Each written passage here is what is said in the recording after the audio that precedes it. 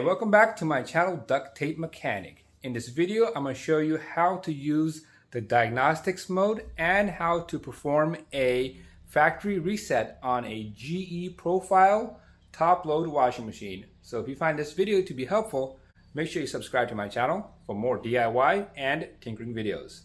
Alright, so here we go. We have a newer style GE washer. This is called the GE profile washing machine. There's a couple of different model numbers out there, but they're all pretty much the same. And that is the model number to this particular one right there. So in this video, I'm going to show you how to put this into error code mode. So you can just read off the error code and pretty much fix any issue with this washer. All right, so to put it into error code mode is relatively simple. The first thing you want to do is just want to make sure it's off. Obviously, it will still be plugged in, but they call this the idle stage.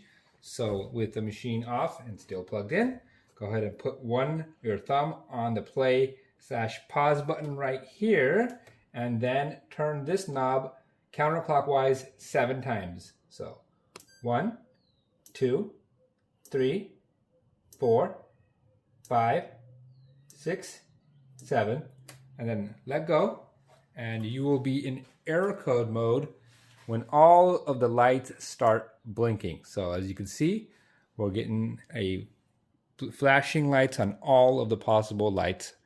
So then after that, what we need to do is we need to turn this to the right, and we're at 1.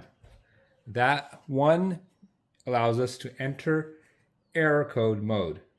So after that, we're going to hit the play button. And that is the very first error code, an error code of 26.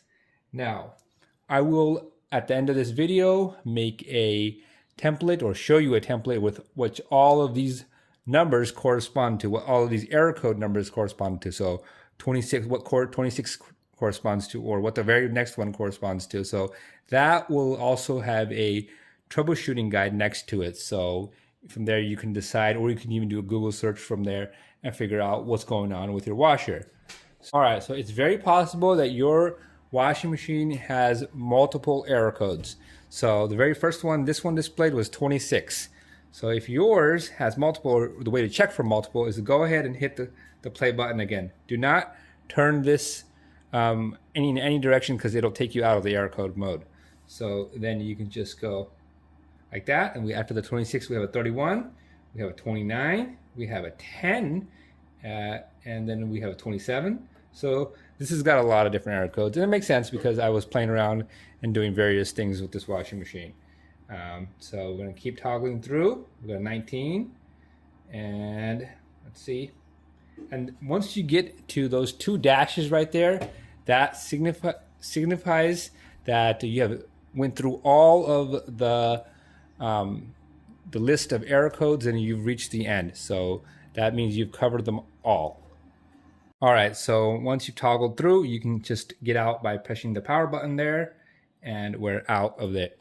Now, if you did want to clear all of these, what we do is we do pretty much the same procedure, in which we turn it off, and then we put our thumb on the play, and 1, 2, 3, 4, 5, 6, 7, all in the counterclockwise direction, and we are in the mode. But this time, to clear all of them, we're going to keep turning this. Last time we turned it to 1 and hit enter or hit play. This time we're going to go all the way to 16.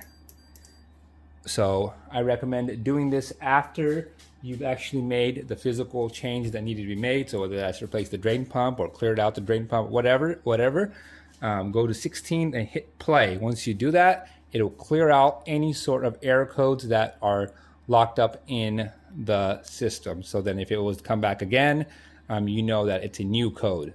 So here is the list of the code, or what the number means, and the name of the code, and the action required. So you can just go ahead and just pause the video at any time you need to, and proceed from there.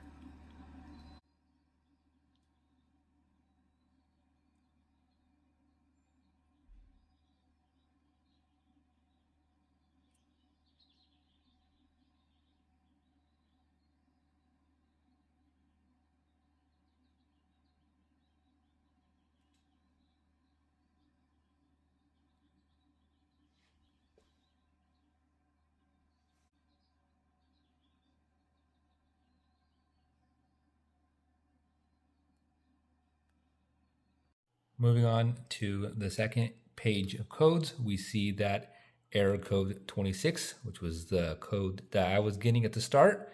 And we see that that means that there's a out of balance issue right there. And then there's a description of that issue and a list of corrective actions that you could take. And so you could use that same procedure for all of the codes. And here are the remaining codes, a brief description of what they are, and the corrective actions you can take to help resolve them.